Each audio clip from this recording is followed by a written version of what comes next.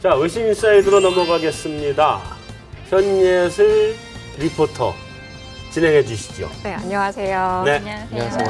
네, 오늘 외신인사이드 역시 우리나라 최고의 외환 전문가들과 함께하는 만큼 또다시 최근 이슈가 되고 있는 그 중국 위안화의 IMF 특별인출권 통화바스켓 편입에 대해서 한번 심도 있게 이야기를 나눠보려고 합니다. 이번 주 집중 토크 기사 로이터에 실린 기사를 가지고 왔는데요. 지난 5월 29일이었죠. G7의 재무부 장관들과 그리고 각국 중앙은행 총재들이 모여서 중국 위안화의 그 SDR 편입에 대해서 환영 인사를 밝힌 바가 있습니다.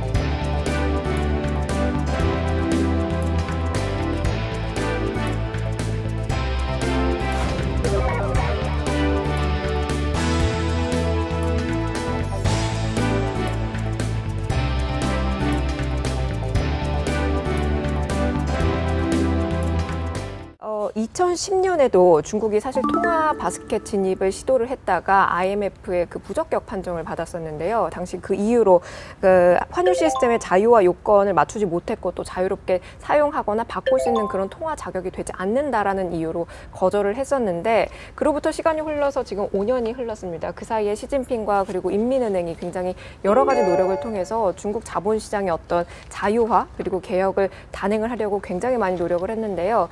어떻게 그 사이에 중국이 정말 그 시장이 자유화를 이뤘고 또 개혁이 진전이 조금 있었다고 보시나요?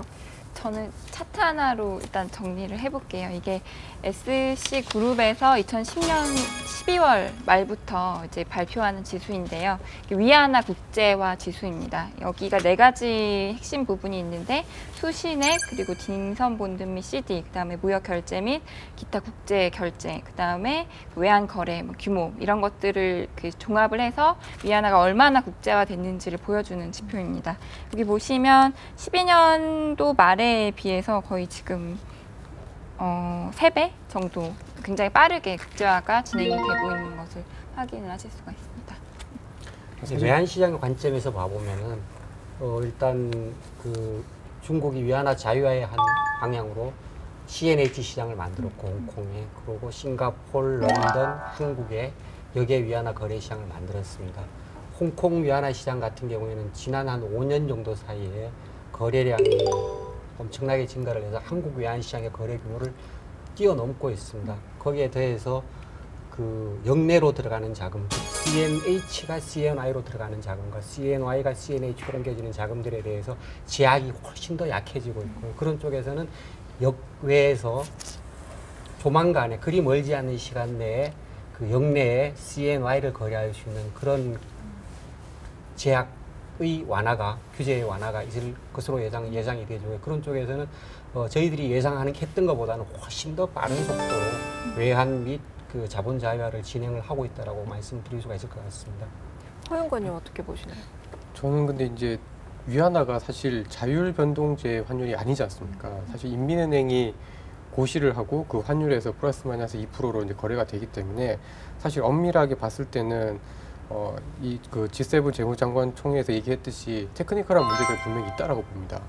근데 이제 저희가 시장에서 들어보면 최근에 물론 좀 다른 얘기긴 합니다만은 MSCI에서 A주 편입이라든가 이 SDR 편입에 대해서 중국 정부가 거의 사활을 걸고 지금 추진을 하고 있는 상황이고, 사실 경제 규모나 교육 규모나 아까 말씀하신 것처럼 이렇게 시장의 어떤 성장의 어떤 속도로만 본다라고 하면 일정 부분 가능성도 분명히 좀 있지 않느냐, 이렇게 좀 보여집니다. 그래서 저는 사실 크게 나아졌다라고 보기에는 약간 한계가 있긴 하지만 그래도 이번에는 분명히 좀 노릴 수 있는 그런 시점은 좀 된 게 아닌가라고 판단을 하고 있습니다. 저도 의지가 굉장히 강하다고 느낀 게, 올해 그 시장 환경만 보면 위안화 환율이 오를 수 있는 환경이거든요. 근데 고시 환율은 계속 좀 낮게 그 고시를 하고 있고, 그래서 위안화 환율을 굉장히 올해는 적어도 안정적으로 가져가면서 그 SDR 편입을 좀 노리고 있는 상황이 아닌가 국제화 노력도 지금 밖으로 나가는 그런 투자들, 중국에서 밖으로 나가는 투자도 조금씩 개방을 해주고 있는 상황이거든요. 그래서 굉장히 국제화 노력, 그다음에 그와 함께 SDR 편입에 대한 의지가 강하다는 느낌을 받았습니다. 예, 외환시장에서 보는 것도 마찬가지입니다.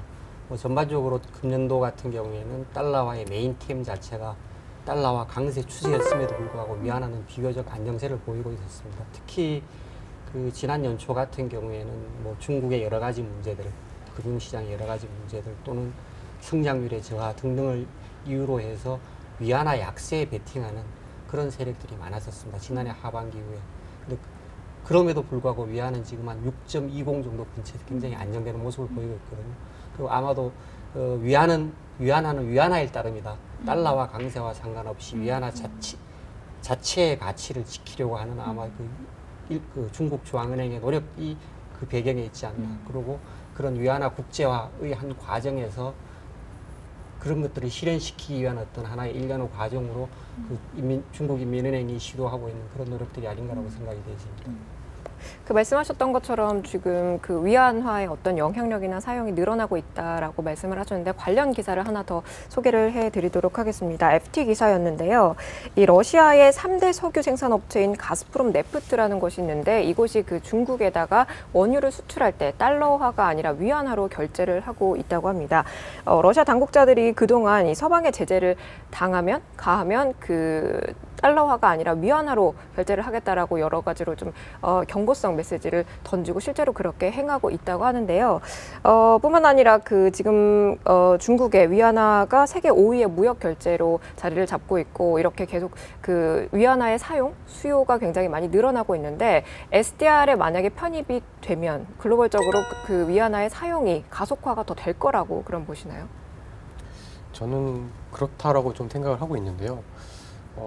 지난 4월 달에 제가 그 홍콩에 있는 신문 그 사우스 차이나 모닝 포스트에 있는 설문조사 결과를 보니까 2025년까지 세계 각 중앙은행, 이제 미국은 제외한 세계 각 중앙은행들이 지금 현재 가지고 있는 외환 보유액에서 한 10%까지는 위안화 또는 이제 위안화 채권으로 채우겠다라는 설문조사 결과가 있었습니다. 물론 뭐 설문조사하니까 뭐 지금 상황에서 2025년의 상황이 많이 바뀌면은 많이 달라지겠지만 어쨌든 지금 뭐 미국이라든가 유럽의 어떤 국채 금리가 너무 많이 떨어져 있는 상황이잖아요. 특히 뭐 최근에 독일 국채 금리는 좀 오르긴 했지만 여전히 이제 뭐 1% 미만인 상황에서 그래도 꾸준히 이제 일드가 나는 채권들이 어디 있냐라고 봤을 때는 메이저 상황 커런시 중에는 거의 없다라는 거죠. 이런 상황에서 위안화가 SDR에 편입이 되고 그 이후에 어떤 위상이 계속해서 높아지게 되면 외환 보유액에서 각 국가들이 위안화에 대한 비중을 점진적으로 좀 높여갈 수밖에 없는 게 아닌가 이렇게 좀 보여지고 그다음에 또 하나 말씀드리고 싶은 거는 AIB에서 지금 많은 국가들이 있는데 그중에 친미 우방인 국가들이 있습니다. 그러니까 잘 보시면 사우디 같은 나라들 완전히 미국의 친우방이었다고 할 수 있는 나라들이 들어가 있는데 저는 이 러시아와 중국이 이렇게 그 가스를 가지고 원유를 이렇게 위안화로 결제를 하는 것도 마찬가지로 중국과 예를 들면 이란이 중국과 사우디가 이렇게 각국이 이제 뭐 프로젝트를 하면서 어떤 물건이나 어떤 서비스에 대해서 위안화로 결제를 하게 되면은 위안화의 국제화 속도라든가 위안화의 결제 수요는 엄청나게 빨라질 수 있다라고 보고 있고 그거의 단면을 지금 리포터님께서 말씀해 주신 이 기사가 좀 보여주는 게 아닌가라고 생각을 하고 있습니다. 이제 SDR이 만들어진 그 연원을 보면 이제 근본이 이제의 그 유물이거든요, 말하자면. 그러니까 옛날에는 파운드 때는 완전 근본이제였고 이제 달러도 근본이로 시작을 했죠. 그러니까 그 트로이 아운스당 뭐 20몇 달러인가 10몇 달러인가 이렇게 딱 묶어놓고 시작을 했었단 말이에요. 근데 그 근본이를 할 때는 미국 중앙은행이 금을 가지고 있었어야 되는데 어느 순간부터 이제 충분한 금을 안 가지고 있으니까 이제 문제가 생긴 거고 아마 닉슨 대통령 때였을 거예요. 그죠? 그래서 이제 그때 이제 근본이제를 포기하고 뭐 이러면서 그럼 그 전에 얘기했던 SDR을 이제 본격적으로 금처럼 이제 연결을 시켜놓자 하게 된 거고 그 SDR을 기능을 제대로 하게 하려고 하다 보니까 세계의 주요 경화들을 SDR에 편입을 시키는 거거든요. 그런 차원에서 보면 위안화가 이제 글로 SDR에 들어간다고 하면 세계의 주요 경화로 취급을 받는 거예요. 기축통화의 일부로 취급을 받는 거라고. 그렇게 되니까 그 국제적 위상이라고 하는 건 보통 위상이 아니죠. 달러에 버금가지는 못하지만 어쨌든 기축통화의 한 군으로 들어가는 거니까 그렇게 되면은 아마 그 세계 각국이 이게 어떻게 보면 이제 옛날에 금이 이게 준비금 뭐 이런 거였는데 세계 각국이 아마 이걸 그 위안화의 채권이나 이런 것들을 무지하게 편입해야 될 거예요. 들어오면. 호주 뉴질랜드 뱅킹 그룹이 그 국가 교역 그리고 뭐 금융거래 자율성과 같은 그 IMF SDR 바스켓 그 평가 기준에 따라서 분석을 한 결과 위안화가 엔화보다 훨씬 더 높은 점수를 받았다고 합니다. 또 IMF나 유럽과 같은 서방권도 내심 그 이른 시일 안에 위안화를 좀 빨리 편입해야 된다라고 좀 지지를 하고 있는데요.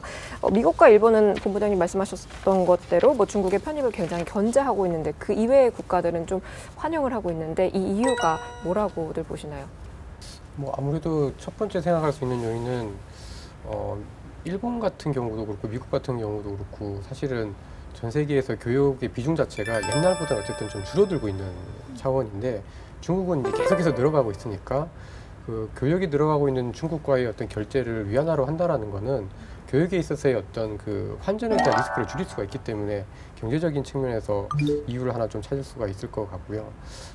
두 번째 같은 경우는 지금 미국도 그렇고 일본도 그렇고 물론 이제 미국은 올해 뭐 금리 정상을 한다라고 하지만 지난 5년 동안 계속해서 돈을 풀면서 달러와 약세 정책, 자기네들이 힘들 때는 달러와 약세 정책, 일본도 지금 자기도 잘 안 되니까 이제 엔저 정책을 쓰고 있는데 결국 그거를 통해 가지고 어떻게 보면 통화 정책이나 이 통화에 대한 신뢰성들이 예전보다는 좀 떨어졌다라고 좀 볼 수 있지 않느냐 이렇게 저는 두 가지 측면에서 이유를 좀 생각해 볼 수 있을 것 같습니다.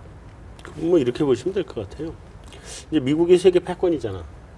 국제 정치적인 측면에서 얘기를 하면 미국의 세계 패권이고 일본은 그 미국에 붙어서 미국을 제외한 아시아의 패권을 노리는 나라고. 그러니까 둘이 패권인데 그러니까 이 둘은 지금 중국이 크는 거를 견제를 해야죠. 여기가 패권이니까. 근데 유럽은 자기들이 어차피 패권이 아니거든.